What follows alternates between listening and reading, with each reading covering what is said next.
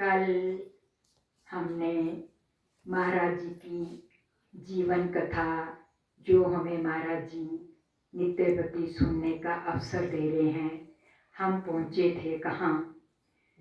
जब नहीं, ग्रेट तो पहुंचे थे, परंतु अब झिड़कियों का टाइम आ गया, झिड़कियां पड़ेंगी ना। तो ऐसे है, सारी रोटी दी, पहले रोटी दी, फिर वो जो भिखारी था उसका हाथ भी एक कटा हुआ था। फिर महाराज जी ने सोचा कि ये बेचारा कैसे रोटी खाएगा और कैसे उठाएगा। पूरी झोली जो माँ ने बांध दी थी कपड़े में, पूरे कपड़े के समेत ही उसको उसकी झोली में डाल दी। अब पड़ेंगी झिड़कियां।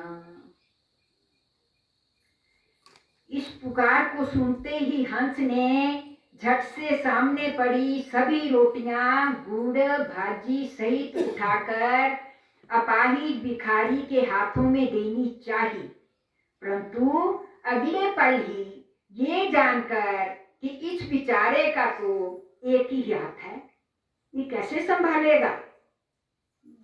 फिर कुछ सोचकर उसने रोटियों गुड़ भाजी की पूरी पोटली ही उसकी गोद में डाल दी।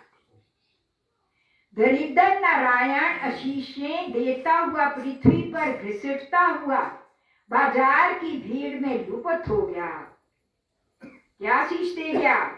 हे मेरे दाता, तुम्हारे सभी कार्य सिद्ध हो बेटा, तुम्हारी लंबी उम्र हो, तुम्हारा कल्याण हो। हंस अभी भी उसकी पीड़ा की अनुभूति कर रहा था और दूर शून्य में घूरता हुआ और वर्तमान से पूर्णतया अनभिज्ञ किसी गहरी सोच में खोया हुआ था कि तभी ठंडे जल का लोटा और अपने परने में लपेटे आमों की पोटली लेकर श्री कृष्ण सामने आकर खड़ा हो गया। पानी के लोटे को वही समतल स्थान पर टिकाकर पोटली को फर्श पर रखकर उसने अपनी दृष्टि इधर उधर दौड़ाई और बोला, अरे हंस, मैं रोटियों वाली पोटली में कमरे से बाहर लेकर आया था, वो दिखाई नहीं दे रही है। क्या तू उसे दोबारा अंदर तो नहीं रखाया? नहीं भाई जी, वो पोटली यहीं पर थी। आपके जाते ही एक बहुत ही दुखी व्यक्ति यहाँ आया था। बेचारे की एक टांग जांग तक कटी हुई थी और एक बाजू भी नहीं थी। कह रहा था कि 2 दिन से भूखा हूं, कुछ खाया नहीं। दूसरे हाथ पर भी पट्टी बंधी हुई थी और दर्द से करा रहा था।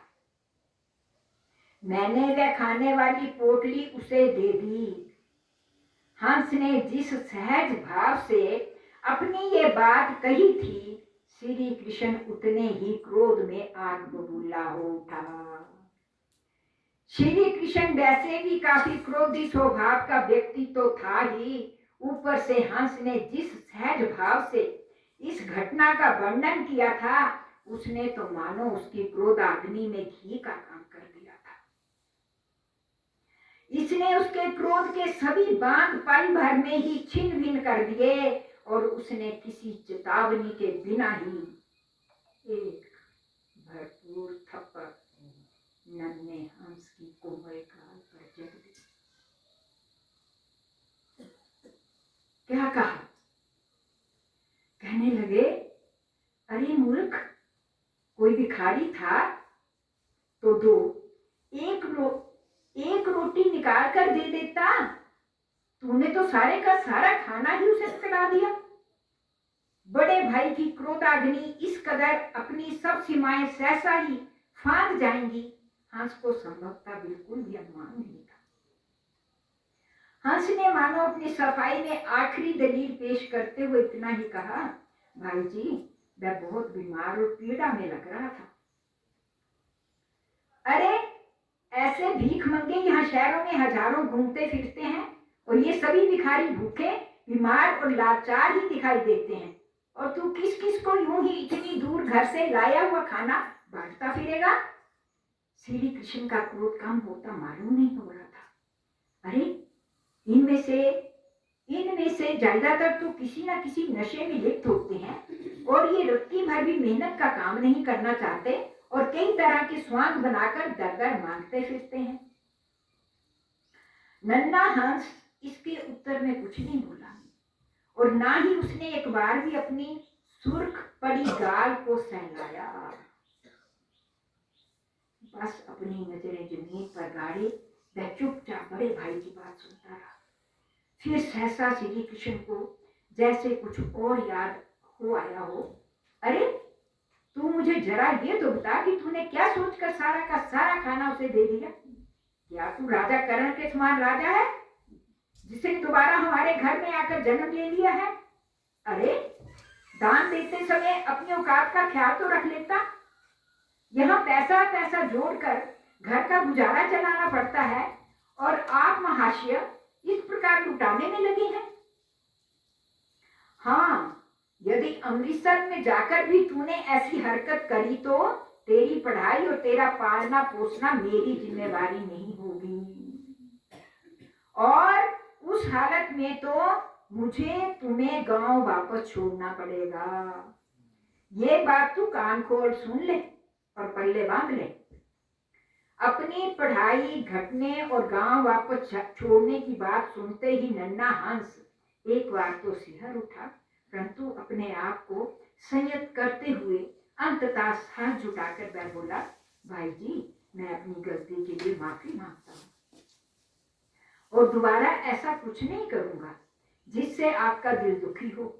आपको मुझे गांव वापस छोड़ने की कभी भी नौबत नहीं आएगी।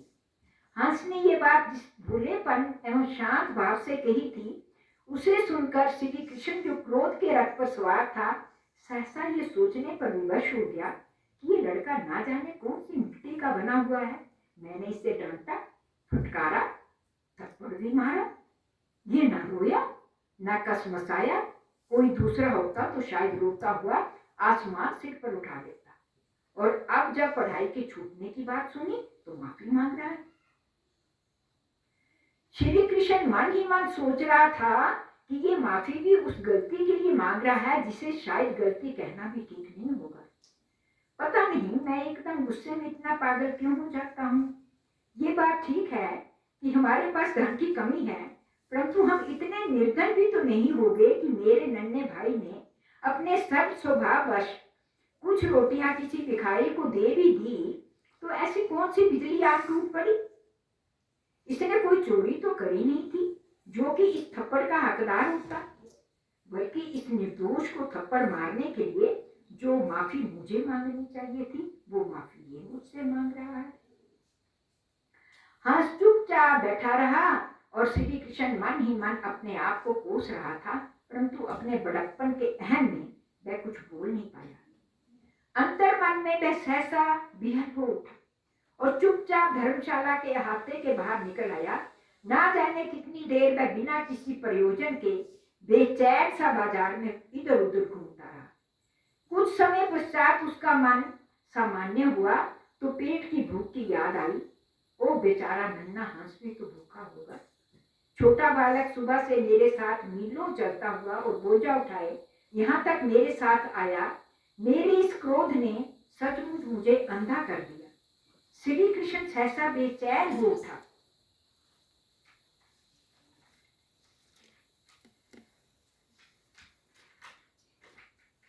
श्री कृष्ण अब पूर्णतः शांत एवं सामान्य हो गया था। उसकी दृष्टि सामने फलों की दुकान पर पड़ी।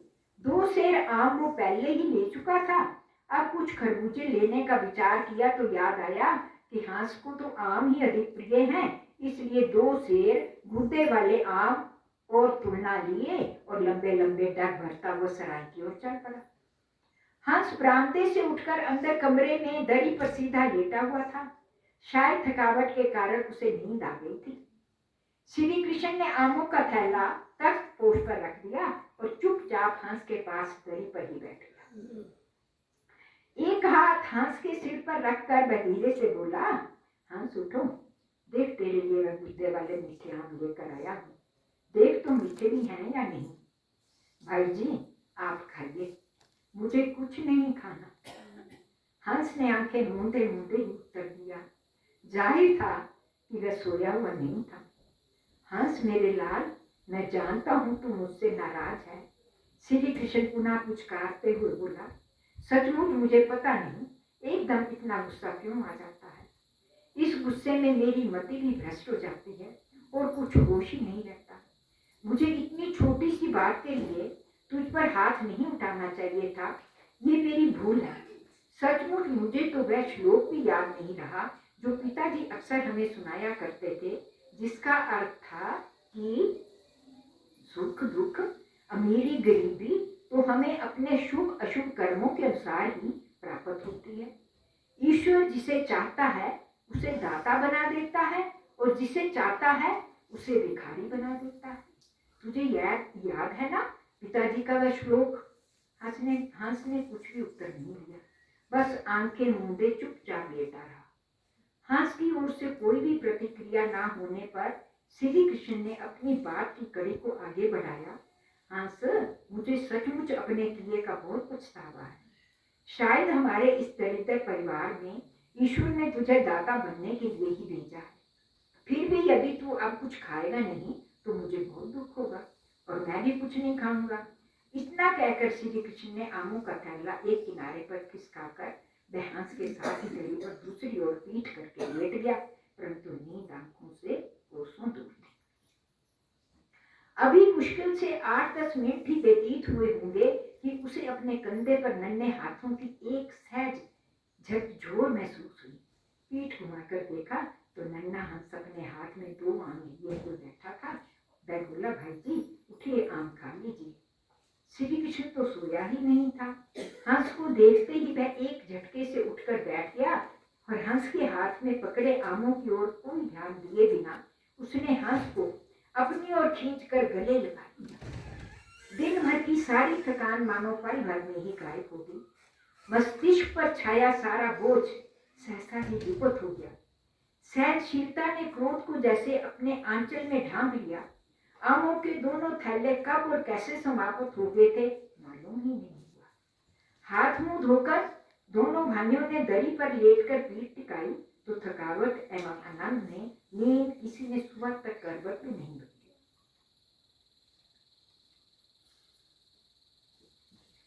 ये हमारी महाराज जी की जीवनी की तीसरी कड़ी संपन्न होती है। अब चौथी कड़ी में प्रवेश करते हैं। इस कड़ी का शीर्षक है मोहे भरोसो तेरो ही दीन बंधु भगवान। मोहे भरोसो तेरो ही दीन बंधु भगवान। इस कड़ी के प्रारंभ में भी लेखक ने कुछ अपने शब्दों को, अपने मन के भावों को प्रकट किया है। क्या लिखा है? महाराज श्री के जीवन चरित्र पर आधारित उपन्यास की समयबद्ध चौथी कड़ी पाठकों के समक्ष है। महाराज जी का बचपन का नाम हंसराज था और इस अंक में युवा हंस मैट्रिक की परीक्षा में उत्तीर्ण होने के पश्चात इस उम्र के प्रत्येक जिम्मेवार युवक की भांति चिंताशील एवं उत्सुक था। उसी समय का एक दृश्यावलोकन है और आशा है पाठकगण आनंद का अनुभव करेंगे। इसमें दर्शाया गया है कि सच्चे नेक भाव से यदि कोई मनुष्य कर्म करता है तो स्वयं ईश्वर भी उसकी राह को आसान करने को आतुर रहते हैं और राह में आई प्रत्येक अड़चन को स्वयं हटाते चले जाते हैं। यहाँ पाठकों को ये बताना अप्रासंगिक नहीं होगा कि महाराज जी के बचपन के ये प्रसंग नैली के संत शीला जी की माता मथुरा देवी तथा उनकी सहेली रूपी जी, जो आयु में महाराज जी से थोड़ी छोटी थी, उनके द्वारा ही लेखक तक पहुंचे थे, जिन्हें लेखक ने समयबद्ध ढंग से प्रस्तुत करने का प्रयास किया है। आशा है आप सभी पाठकगण इससे प्रेरणा तथा आनंद प्राप्त करेंगे। इस लाइन को लेखक ने बार बार दोहराया है ताकि किसी के मन में ये संशय ना रहे कि लेखक ने अपनी ओर से कुछ लिखा है। जो उन्होंने महाराज जी के बारे में सुना था भतीजी से या शीला संत जी की माता जी से, उन्हीं को लेखन में लाया है। वैशाख माह 1909 ईस्वी में हंस ने अपनी 10वीं कक्षा प्रथम श्रेणी में बहुत ही अच्छे अंकों से उत्तीर्ण कर ली। मैट्रिक के बाद कॉलेज में प्रवेश लिया तो हंस ने अपनी पसंदीदा संस्कृत भाषा का चयन किया, क्योंकि बचपन से ही उसको जड़ी बूटियों एवं पेड़ पौधों में विशेष रुचि थी। अतः उसके अनुसार आयु विज्ञान के लिए संस्कृत भाषा का ज्ञान आवश्यक था। और एक अन्य कारण था बचपन से ही उसका अध्यात्म से जुड़े होना, क्योंकि वह जानता था कि संस्कृत और अध्यात्म का एक गहन संबंध है। इसके अतिरिक्त उनके मकान मालिक बाबू दुर्गादास जी भी संस्कृत के प्राध्यापक रहे थे और इसके लिए वे भी अक्सर संस्कृत भाषा की तारीफें और सिफारिश करते ही रहते थे। इसके अतिरिक्त उर्दू की तो प्रथम भाषा के रूप में आवश्यकता ही थी। हंस के संस्कृत भाषा के चयन पर बाबूजी विशेष प्रसन्न थे। हंस दत्तचित्त होकर अपनी 11वीं कक्षा की पढ़ाई में व्यस्त हो गया। फुटबॉल एवं वॉलीबॉल खेलों में हंस का विशेष लगाव था। समय तेजी से भाग रहा था। कभी कभी रविवार के दिन वह बाबूजी के साथ व्यासा सत्संग सुनने भी चला जाता था और सत्संग सुनना और बाद में बाबूजी से अध्यात्म चर्चा करने में भी हंस को बहुत आनंद का अनुभव होता था। परंतु सत्संग सुनने के पश्चात जो एक विचार प्रायः उसके मन में विचरता रहता था कि वास्तव में इस जीवन का लक्ष्य क्या है या क्या होना चाहिए। ये पढ़ाई, डॉक्टरी, नौकरी या लोक सेवा ये सब हो गया तो उसके बाद क्या? क्या जीवन का वास्तविक लक्ष्य इन वस्तुओं की प्राप्ति है? शायद नहीं। शायद नहीं तो फिर क्या है? सत्संग सुनकर आता तो उसके अंतर मन में इसी प्रकार के अनेक प्रश्न घूमते रहते थे।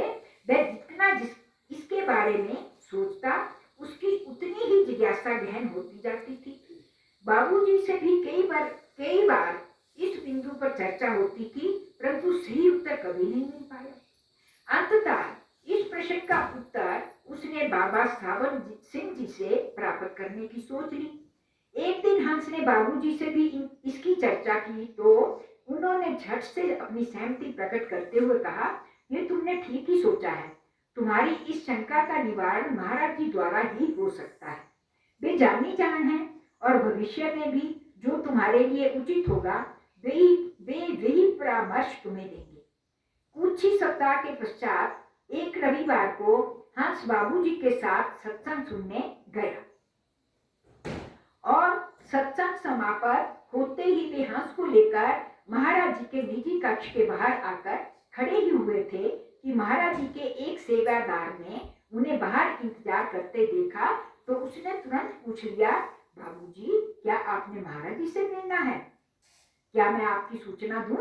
हाँ जी, हमें बस 10-15 मिनट का समय चाहिए, अगर महाराज जी अभी कहीं व्यस्त ना हो तो। सेवादार तुरंत लौट आया और बोला, बाबूजी जाइए, महाराज जी बाहर बरामदे में ही बैठे हैं। अंदर आकर बाबूजी और हंस दोनों ने एक साथ ही प्रणाम किया और महाराज जी के तख्त पोष के सामने बिछी दरी पर बैठ गए। बाबा सावन सिंह जी की दृष्टि हंस पर पड़ते ही वे मुस्कुराते हुए बोले, हाँ भाई हंसराज, कहो तुम्हारी पढ़ाई कैसी चल रही है? जी महाराज, आप जी की कृपा से ठीक चल रही है। इतना कहकर हंस चुप हो गया। कई पल व्यतीत हो जाने पर भी हंस की जीवा पर वह प्रश्न नहीं आ सका जो कि उसके मस्तिष्क पर कितने ही दिनों से छाया हुआ था। शायद हंस को वो प्रारंभिक शब्द ही नहीं मिल रहे थे, परंतु बाबू दुर्गादास जी को हंस की इस उलझन को समझने में देर नहीं लगी। इसलिए वार्तालाप की कड़ी को स्वयं संभालते हुए वे बीच में ही बोल पड़े, महाराज जी, दरअसल हंसराज अपने भावी जीवन के वास्तविक लक्ष्य को लेकर उलझन में है। आप तो जानी जान है, उसकी मौजूदा घर की हालत को मद्देनजर उसे पढ़ाई करनी चाहिए, नौकरी करनी चाहिए या आगे क्या कुछ करना ठीक होगा। बाबूजी के मुख से हंस की इस शंका को सुनकर बाबा सावन सिंह जी गंभीर से हो गए। कुछ पलों तक वे मौन रहे और फिर मुस्कुराते हुए वे हंस को ही संबोधित करते हुए बोले, देखो हंसराज, हमारे जीवन में जो कुछ भी होना होता है उसका एक निश्चित समय होता है। उस समय के आते ही हम किसी न किसी प्रेरणा से प्रेरित होकर उस लक्ष्य की ओर स्वयं ही बढ़ने लगते हैं, लेकिन उस समय के आने तक हमें अपने वर्तमान कर्म को करते ही रहना होगा। इसलिए तुम अभी अपने वर्तमान कर्म को भली भांति पूरा करते रहो।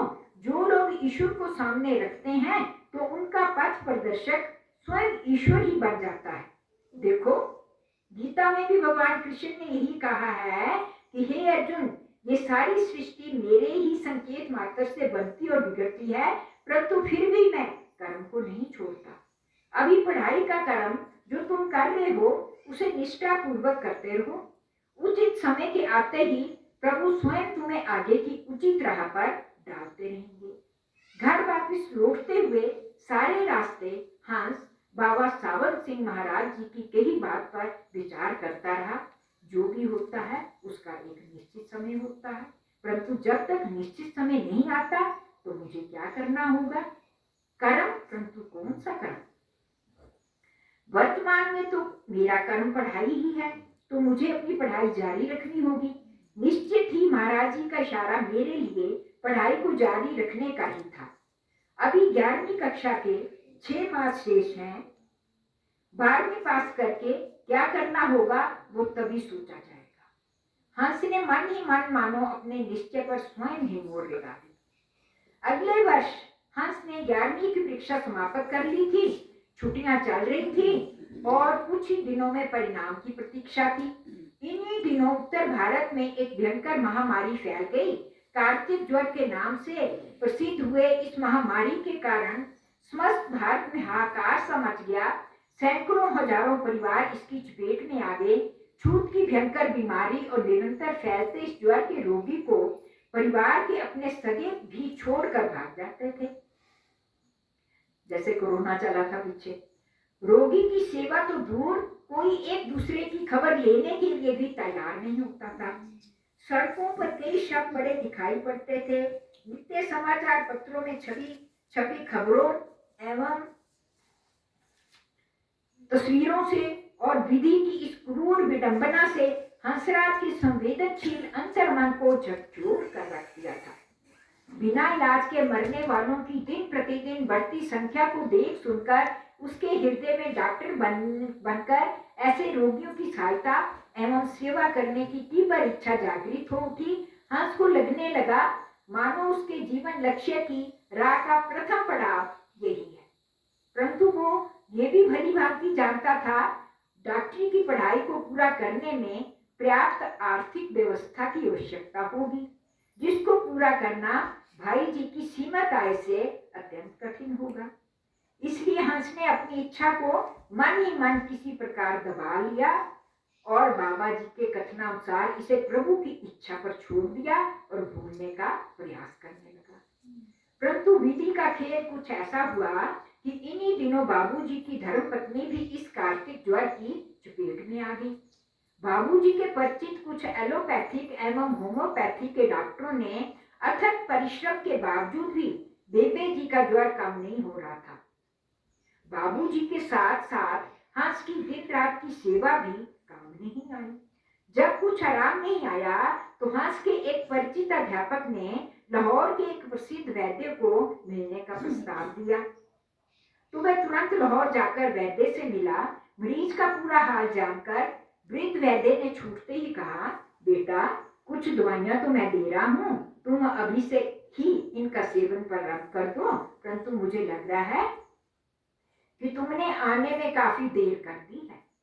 मेरे विचार में उनका बुखार अब उनके दिमाग तक आ पहुंचा है। फिर भी ईश्वर का नाम लेकर ये दवाइयां नियमित रूप से उन्हें देना आरंभ करो। हमारा कर्म तो दुआ करना है, प्रभु की दुआ रही तो वे शीघ्र ही ठीक हो जाएंगी। दवाइयां लेकर युवा हंस तुरंत अमृतसर आया। बाबूजी को सब बात बताते हुए दवाइयों को नियत समय पर देने को समझाकर वह अपने कमरे में अपनी पढ़ाई के लिए नीचे आ गया। कल सारा दिन बाबूजी और बेबे के साथ और पूरी रात को भी लगभग जागते ही व्यतीत हुई थी। इसलिए हंस थकावट से चूर हुआ। अब आकर अपने बिस्तर पर लेटा तो यूं सोया कि शाम तक उसने पासा भी नहीं पड़ता। सायंकाल के बाद रात के खाने का समय भी गुजर गया तो श्री कृष्ण ने आकर हंस को जगाया तो वह चौंक कर उठा। घड़ी की ओर नजर गई तो रात के 9 बजे चुके थे। उठते ही उसने भाई जी से बेबे का हालचाल पूछा तो उत्तर मिला, 3 खुराक दवाइयां तो दे दी है, परंतु अभी सो रही है। अब तू भी खाना खा ले और खाना खाकर आराम से सो जाना। इतना कहकर भाई जी कमरे से बाहर आ गए। प्रातः जब हंस उठा तो बाबूजी को सीढ़ियों से नीचे उतरते देखा। उनके मुख पर शकुन के भाव थे और कुछ प्रोत्साहित से हुए वे हंस को संबोधित करते हुए बोले, अरे हंस बेटा, तू उठ गया? अभी पहले भी मैं आया था तो तुझे थका जानकर जगाया नहीं। तेरी बेबे को रात को भी 3 खुराकें मैंने दे दी थी। लग रहा है कि दवाई का असर हो रहा है, क्योंकि पहले जो सिर पर हाथ रखे दिन रात हाय हाय करती रहती थी, लेकिन आज रात ऐसा नहीं हुआ। लगा बीच बीच में सो जाती थी। ये कहते कहते बाबूजी मानो अत्यंत उत्साहित दिखाई दे रहे थे। वाह बाबूजी, ये खबर सुनाकर तो आपने मेरी ऊर्जा को दुगना कर दिया। और ये कहकर हंस अपने मुख नाक को मोटे कपड़े से ढकते हुए बेबे को देखने ऊपर भागा और सोती हुई बेबे की पलकों को उठाकर आंखों की जांच करी। वैद्य द्वारा पहले 3 दिन और दूसरे 3 दिन की दवाइयों के समाप्त होने से पूर्व ही हंस पुनः लाहौर आ गया। उसने बड़े उत्साह से बेबे का पिछले 6 दिनों में आज तक की प्रगति का विवरण सुनाया। इसके उत्तर में वैद्य जी तुरंत बोले, बुखार तो कम हो गया है, परंतु मैंने तुम्हें उसकी आंखों की सफेदी का रंग निरंतर जांच करते रहने को बोला था। उसके बारे में तो तुमने कुछ बताया ही नहीं। जी हाँ वैद्य जी, मैं निरंतर जांच करता हूँ, लेकिन आंखों की सफेदी में तो अभी भी उतना ही पीलापन मौजूद है। हंस के उत्तर में इस बार इतना उत्साह नहीं था, मानो मैं जान चुका था कि बेबे की असली बीमारी अभी पकड़ में नहीं आई थी। इसलिए वह वैद्य से इस सब का निष्कर्ष जानने के लिए उत्तर की प्रतीक्षा में चुप हो गया। वैद्य जी का उत्तर आया भी, परंतु आशा के विपरीत हंस के लिए अधिक उत्साहवर्धक नहीं था। इसका मतलब तेरी माँ की हालत अभी भी खतरे से बाहर नहीं हुई, यानी कि उसके पीलिए में कोई भी कमी नहीं आई।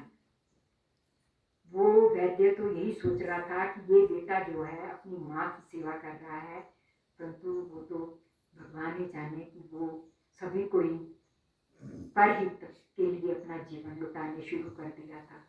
बोलिए मेरे सतगुरुदेव महाराज की जय।